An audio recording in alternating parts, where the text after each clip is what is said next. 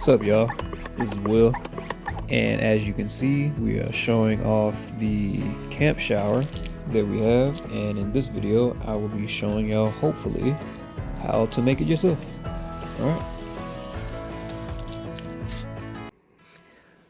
Alright, so we have our container, which is a multi-use sprayer.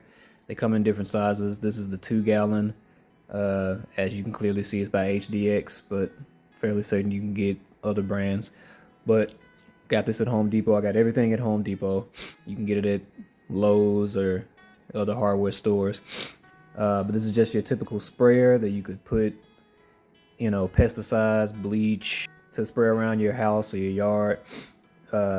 There's the hose that it comes with, and it has another attachment to make it longer.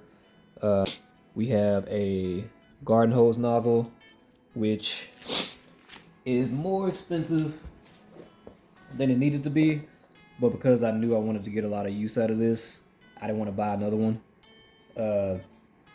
frequently, and because it's going to be in our camping supply stuff, I know it's going to get tossed around, and the cheaper ones, tend to break.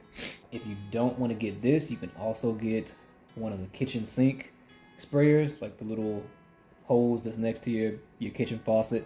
Those little cheap plastic things, they're smaller.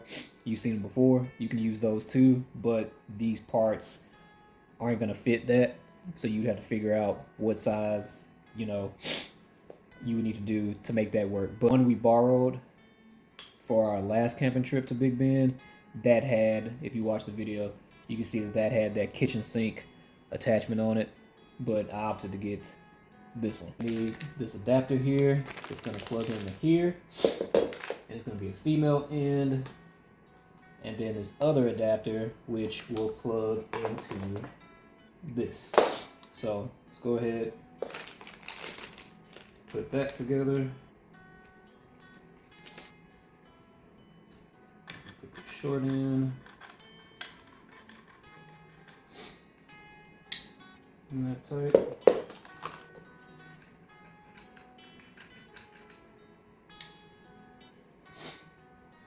Oh, and I forgot to mention this clamp.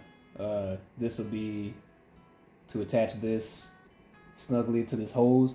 I didn't get the smallest clamp they have because they didn't have any.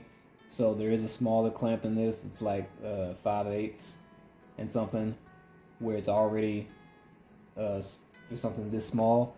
This is for something a little bigger, but hopefully I can tighten it down. If not, then you'll get the concept, and I'll hopefully go back when they're in stock and get a smaller one and put on. So this piece is what goes into here. It'll feed into there. And then this piece we don't need. So we will get some scissors and cut that off.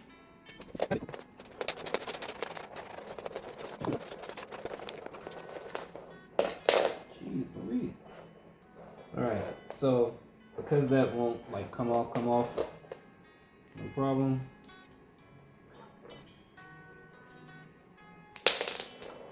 We'll just chop it off. So now, this barb will fit into here. As you can see, it's a little tight.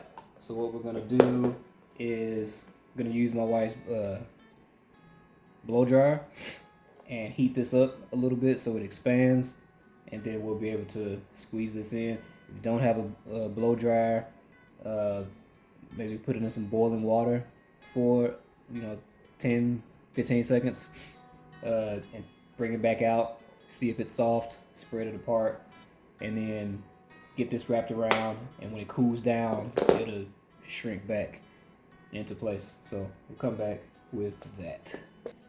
Alright, it took way more work than I was willing to do, but that I expected to do rather.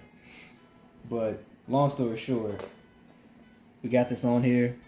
I don't recall if I said this in the beginning, but this adapter here has a 3/8 barb, and this hose is perfectly made for a 1/4 inch barb, which is this right here. However, you would need to put this onto another piece. You would need a third piece in order to get it to go around this initial adapter that goes inside the nozzle.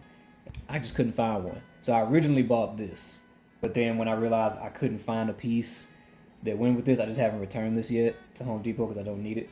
But this fits easy peasy into this, like no problem.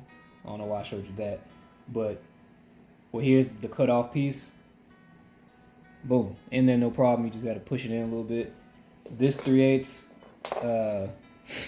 like I said, if there's a piece like this that attaches to this initial adapter that has the 1/4 inch barb on it, get that. If you can find that, or if you can find a second piece to attach to this and then attach it to this, by all means, do that. That'll save you a lot of trouble.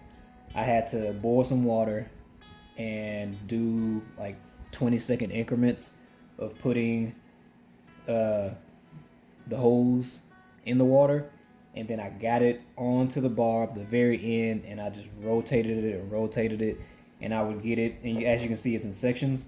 So I would get it past that first section, and then I would take this and bend it and, you know, submerge it into the water for 20 seconds and then take it out. I was wearing a glove, my yard gloves, and I would twist it and I would get it up to that next section, and I just had to rinse and repeat until I got it all the way up. But it is on there. And now we've got our clamp on, which I brought in from this end. If I was smart, I would have put it in from this end before I started doing all this. But, you know, I've never claimed to be smart. So anyway, get your clamp. And like I said, this one may not fit, but you'll get the picture. So yeah, that's not going to work as I suspected, but thought I'd give it a shot. So yeah, get the, I think it's a 5/8 hose clamp. Anyway, get that on there.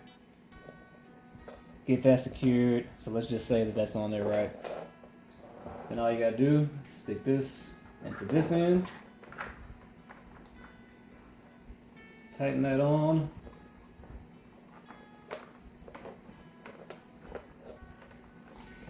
And then this is a pressure system. So as you pump, it's pushing the air so that the water comes back up out of this. It screws into place.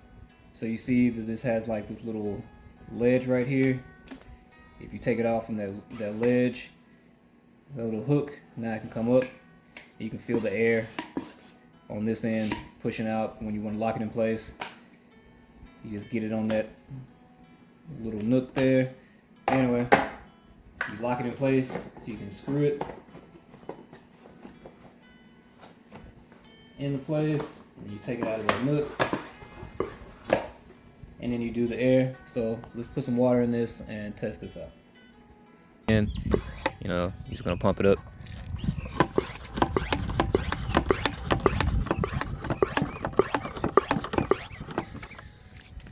Then grab it, make sure your flow is on. Well, depending on which hose you have, you might not have this option, but I got it on shower.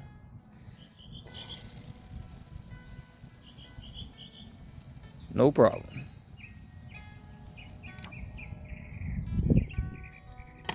That's that.